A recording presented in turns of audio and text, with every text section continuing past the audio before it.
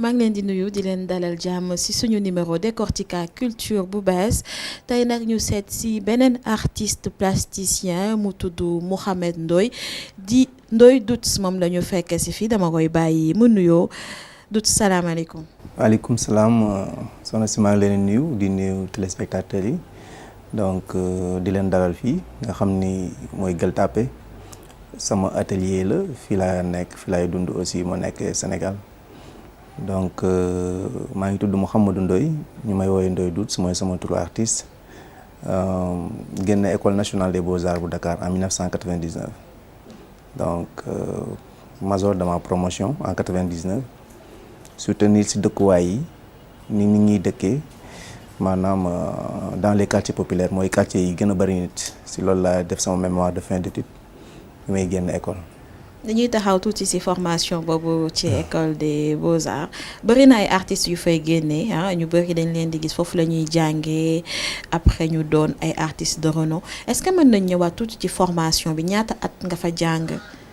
oui école nationale des beaux-arts en fait ñeenti at nga fay def su fekkee da nga am concours bi at mi concours bi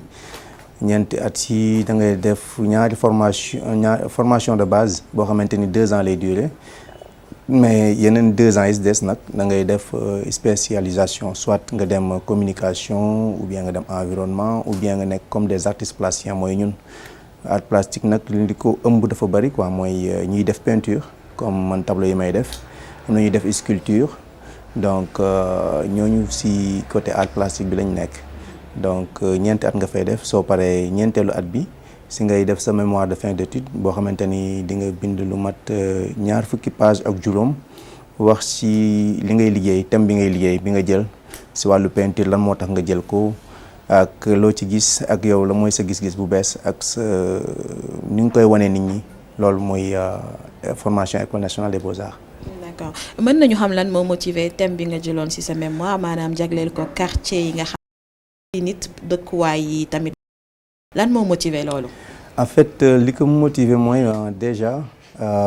pour ñëwaat ci formation yi man dama nekkoon école CM bu Sébikotane di fa jànge di dessiner sama prof ni ma yow mën nga dem def école des beaux-arts man xaw ma woon lan mooy école nationale des beaux-arts mu ni ma am nga talent bi mën nga ko def donc bi ma admee sama BFM ma ñëw lycée Blaise Diagne mu nekk sama yoon pour ñëw parce que maa ngi dëkkoon fii nii ci ginnaaw Médina. mu nekk sama yoon pour traverser di dem tout le temps école bi may jàdd nag di xool ñoom li ñuy liggéey genre gëstu yi ñuy def après ma def concours bi am ko bon li waral thème bi mooy aussi comme man ci quartier bi ma dëkkoon quartier bu bari nit la muy Médina ñëpp xam nañ ko mooy quartier populaire yi gën dëkk ci Dakar ma xool nit ñi ni ñuy dundee ci biir kër yi ak man lim bu may dox di traverser de Médina ba Point E dëkkuwaay ak nit ñi ni ñu baree ak couleur yi ñuy sol chaque jour dafa nekkoon benn affaire boo xamante ne mi ngi woon sama bopp en même temps jamono yooyu soo xoolee rap sax dafa am ay côté yoo xamante ne daf ci jóg mu mel ni rapadio donc je me rappelle ma doon dem école chaque jour moom laa doon teg sama Walkman takk di déglu muy wax presque ci ñun li may peinture rapadio c'est dans le rap c'était des moments yoo xamante ni vraiment ñu ngi wax ci dunduwaayu quartier populaire yi nit ñi ni ñuy dundee donc loolu mooy art contemporain aussi contemporain c'est ay moment la ay vécu la donc man loolu tax ma dama ne aussi booy jël di liggéey di nga liggéey fi nga xamante ni moom nga xam di nga xam liggéey loo xamante ni aussi moom ngay dund man pour man art dafay refléter loolu en fait si dundu doomu aadama da ngay génne li nga xamante ni moo nekk ci yow.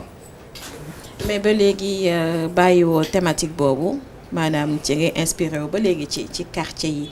booy inspiré wu ci quartier yi di def say tableau tu t'attends à quoi en retour. en fait artiste bi dafa mel ni koo xamante ne nii day am lu muy gis li muy gis nag après da koy yóbbu ci ay yëg-yëg boobu moom lay jël bu nekkee musicien da koy way su nekkee artiste plasticien day jël si benn support di peinture wala muy sculpture art loolu mooy njëriñam day ay yëg la loo xamante ni yaa ngi koy yëg ci quartier yi mais li ma ciy xaar mooy quartier yi boo xoolee man su may tableau nekkuñu ay tableau yu triste pourtant fi may wax dëkkuwaay yu métti lay nekk mooy nit ñi dañ fa bëri. mais c'est vivant day am couleur c'est vivant dafa am couleur parce que dafa am ay côté positif yoo xamante ni te plus positif laay gis ci quartier populaire fi nit ñuy dëkkee que des choses négatives mooy am na benn communion bu am boo xamante ne nii nit ñi dañu déggoo nit ñi dañuy yaatu nit ñi dañuy solu nit ñi dañuy dund dañuy solidaire man loolu laay gis beauté bi nga xamante ne nii c'est moom laay wane parce que peinture prétexte la pour jël benn thème rek thème bi prétexte lay nekk mais li ngay wane ci biir day dem ba ci biir sa dundin sa intérieur moom ngay génne di ko wane si tableau mooy quartier yi man li ma ciy gis mooy cette beauté qui n'est pas que ay kër yu yàqu yu kii ak mais nit ñi nan la ñuy dundee en fait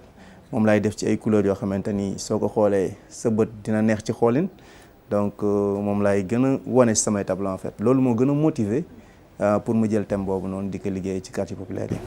mais ci quartier populaire yi da nga ci taamu benn quartier xëy na li nga fa dëkk moo tax muy Médina def nga sax benn vidéo bi nga xam ne train Médina donc à côté da nga nekk vidéaste mën nañu xam lan mooy vidéaste ça consiste à quoi. pour man art yëpp dafa am foo xamante ni dañ fay daje mooy tax mu nekk benn gis-gis yi nekk benn. Parce que dama nekk école ñu defoon ñu benn formation pour def ay vidéo en fait may xool dessin animé yi ñuy def ma ne man dama bëggoon animer sama peinture mën naa ko animer parce que ay dessin la yoo xamante ni da nga koy succéder pour mu arriver à film d'animation la bu 7 minutes bu tudd Train Médina c'est un prétexte pour montrer que ne nit ñi pour wax ci environnement bi nit ñi nan la ñuy dundee ak suuf yi nga xamante ni dañ koy jël di ko tabaxe te suuf dafa fragile mais lu dëgër lañ ciy wut donc ma doon wane ni nit ñi bu ñuy dem si wetu géej di tibb suuf ba géej gi di avancer mais day mën na dem ba lekkaat kër yi te loolu gis nañ phénomène yu mel noonu yu xamante ni am na fi par exemple boo xoolee film boobu noonu bon damay delloo njukkal Médina bi nga xamante ni fi laa dëkk parce que booy dañuy wax bay ci sa wewu tànk donc moo tax ma tuddee que train Médina parce que c'est une ville qui se construit mooy Médina dañuy tabax rek ñu ngi tabax di tabax. mais yaa ngi sensibiliser waale ci bâtiment yi matériaux yu ñuy utiliser ñu bàyyi ci xel nag dañuy gis des fois aussi ay tabax yuy màbb suuf suñuy tibb aussi dafay tax géej gi di avancer te di mujjee lekk kër yaa ngi ciy defaale sensibilisation. voilà je pense que boo defee film d'animation jagleel ko loolu film boo xamante ne àdduna bi gis nañ ko sensibilisation la. parce que wane nañ ko fii Médina wane nañ ko université wane nañ ko si ay festival yu mag sensibilisation defe naa mënul weesu loolu donc mais waxtaan bi aussi ñun dañuy waxtaan ak ñi nga xamante ñuy dëkk da ngay gis des fois kuy tabax du jël benn norme bu baax des fois nga jékki-jékki dégg ñu ne tabax bi daanu am na ay nit ñu bari ñu fa dee donc yooyu yëpp dafa am société bi loo xamante ni war nañ ko liggéey peut-être mu manqué mooy waral yenn accident yi di am malheureusement mooy bay am ay nit ñoo xamante ne si faatu. donc des fois même bu dul fii Sénégal sax parce que wax naa la film prétexte la Japon li fa amoon jamono yële weesu gis nañ géej gi jékki-jékki mel ni lu jóg def ay ravage ay nit ñu bari jël boo xoolee sama fin wu film presque loolu la géej gi mi muy commencé moo demaat ba jëlaat kii mel ni nature bi day jëlaat place am te boo xoolee jamono yi dund nii c'est catastrophique dafa mel ni loolu mooy respecté wuñu dara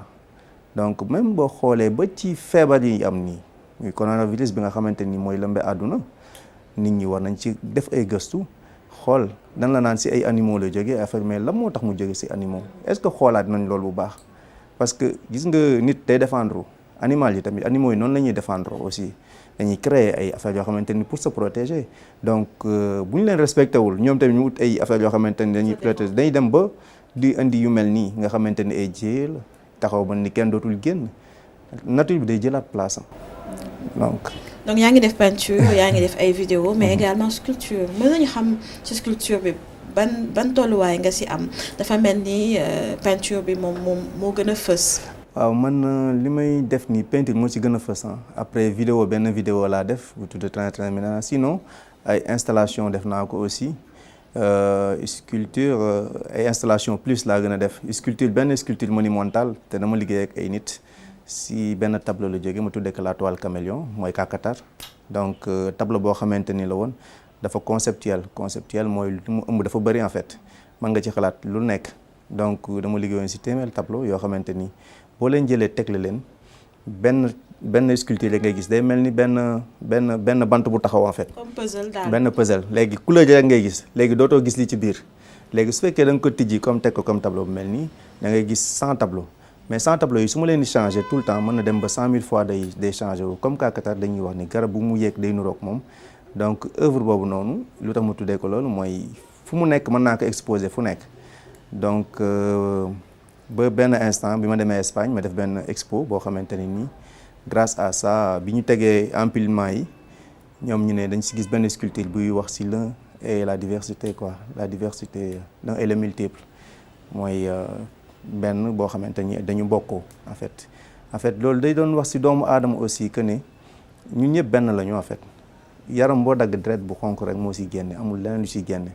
donc c'était dans cet esprit ba mu liggéeyoon l'un et le multiple donc pour wax aussi si yàlla tuuti si yàlla parce que moom dane moom am na téeméeri tur mais kenn kese la yàlla kenn kese la donc c'était pour màggal loolu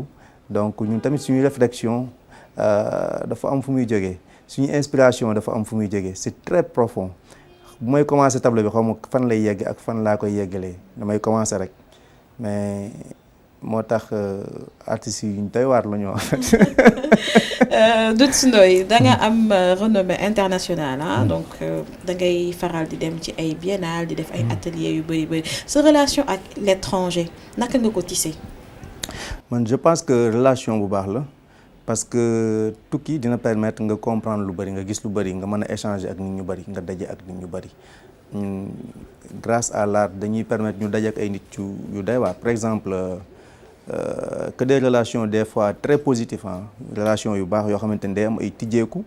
nga jëlewaat ko foofu noonu indi ko sa dëkk man par exemple expo ma lay wax di ma defoon Espagne en 2005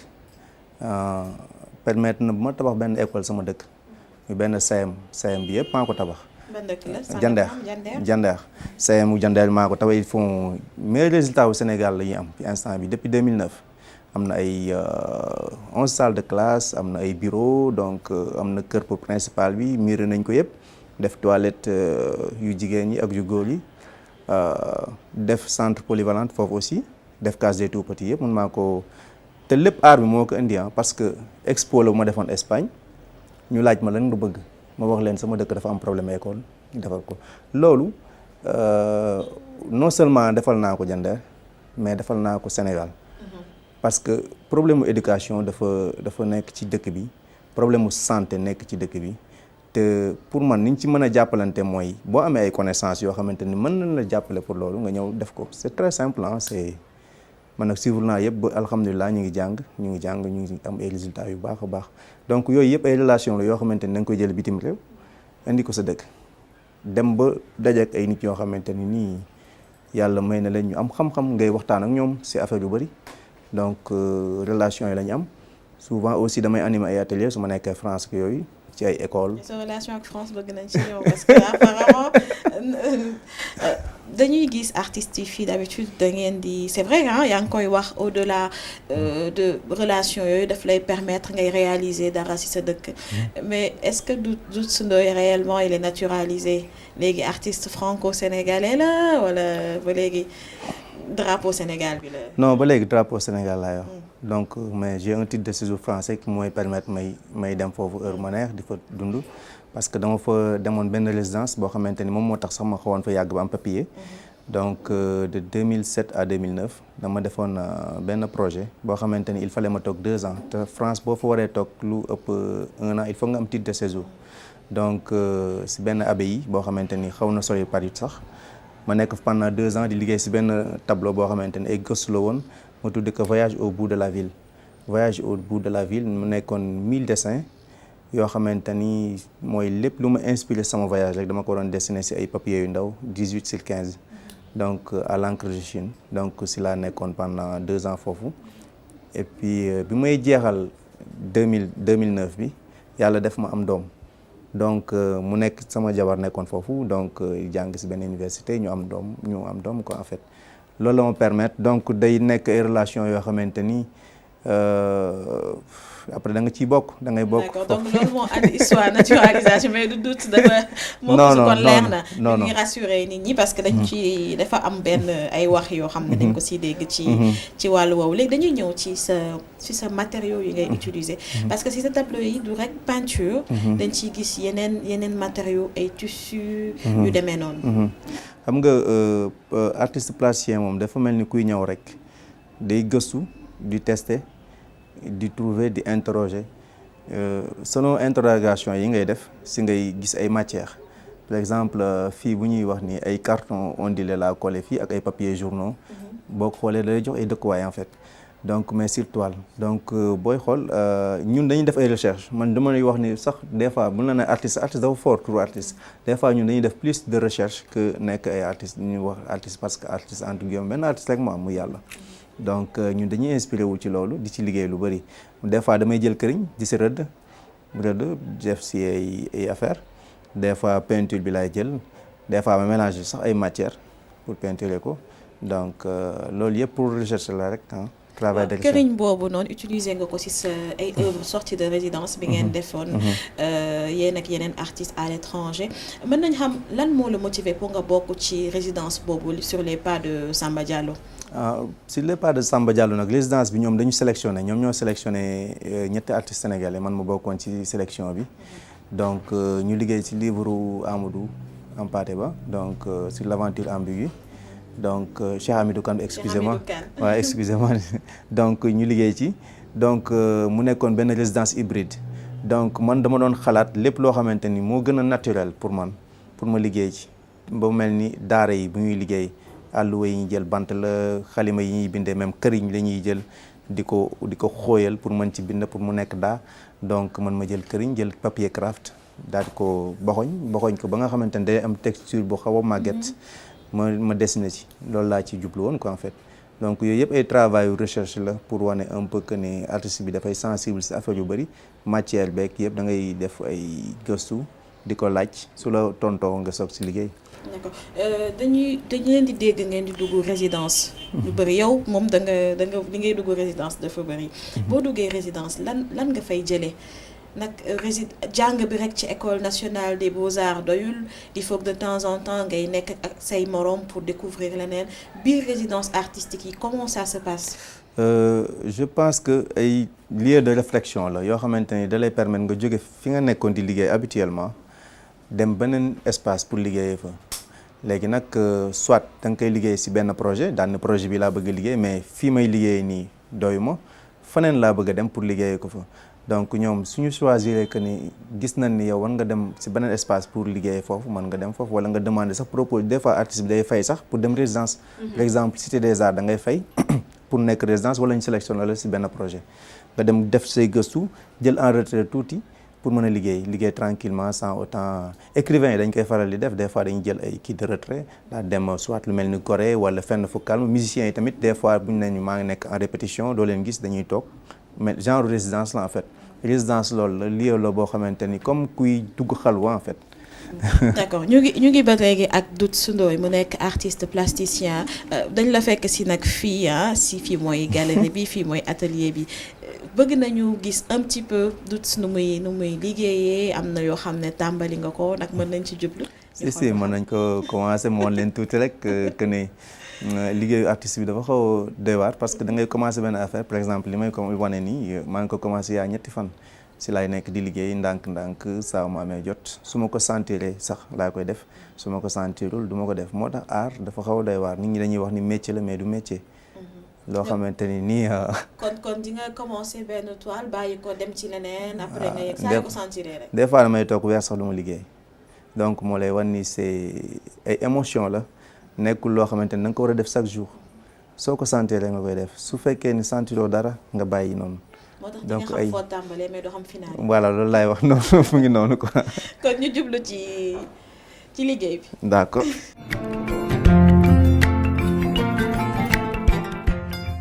voilà ñu ngi nii ba tey ak Doudou Ndoye génnee na palette yi ak pinceau yi mu ngi jublu ci liggéey bi lii ba léegi moom ville yi la yaa ngi inspiré wu si ville yi n'est-ce pas Doudou? waaw gis nga ville yi fii nii dañu mel ni dañu xaw a màgg par rapport ak bu ñuy gis liggéey benn nga xam ne ay barak la woon ak yooyu loolu mais phénomène àdduna moo yóbbu nit ñi ba nga xamante ni amatuñu ay solution amatuñu espace donc ils sont obligés di liggéey ay kër yoo xamante ni ay étage lay nekk boo xoolee Dakar ni mu meloon nii il y a 10 ans melu woon nii dama doon taxaw fii man sama balcon di gis ay kër yu bari mais loolu mooy àdduna bi instant bi bari nit boo xamante ni nii ñi ngi xool ay solution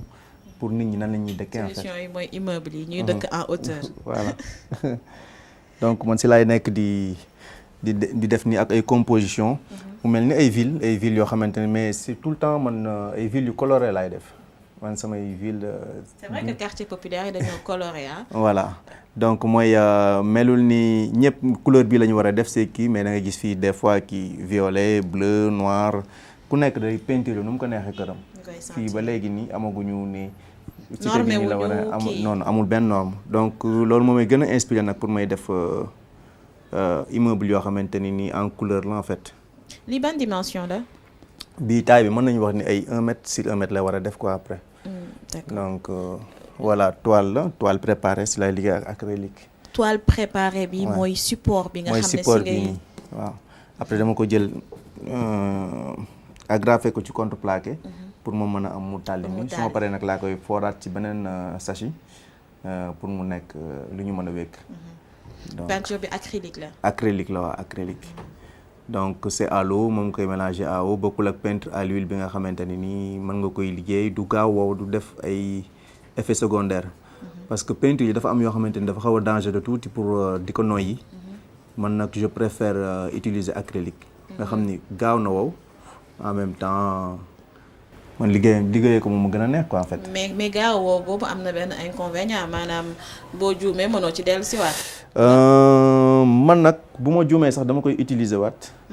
dama koy utiliser sama juumaay pour mën a continuer quoi si mais bon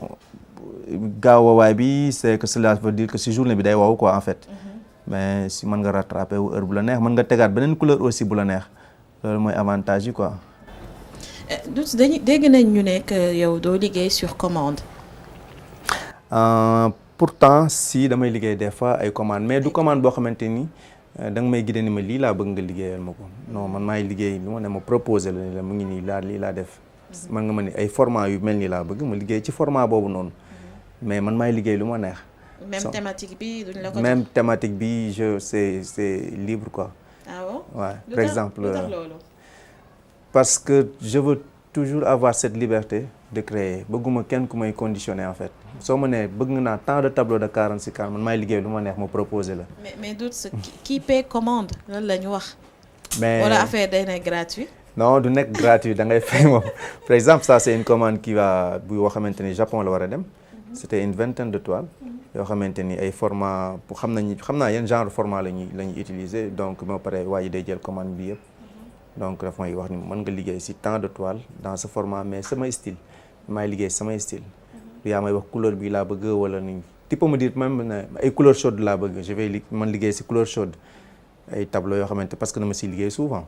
moo proposer couleur chaude lii laa am soo ko jëlee nga fay soo ko jëlul mën naa ko utiliser man samay tableau la. mais day des ba léegi ci thématique quartier populaire yi sur les quartiers populaires. man sama thème li may liggéey quoi en fait parce que je travaille sur ça mooy sama thème de prédilection si laay continuer di liggéey depuis ma génn école des beaux-arts si laa def ay recherche xam naa benn jour sax dinaa wane sama travaux yi nga xamante ni moom laa commencé depuis école depuis 99 yi ma commencé woon di ficeler muy ay dessins yoo xamante ni moo waral tey lii yëpp am quoi. d'accord ñu bàyyi la nga yeggali xam naa ni moom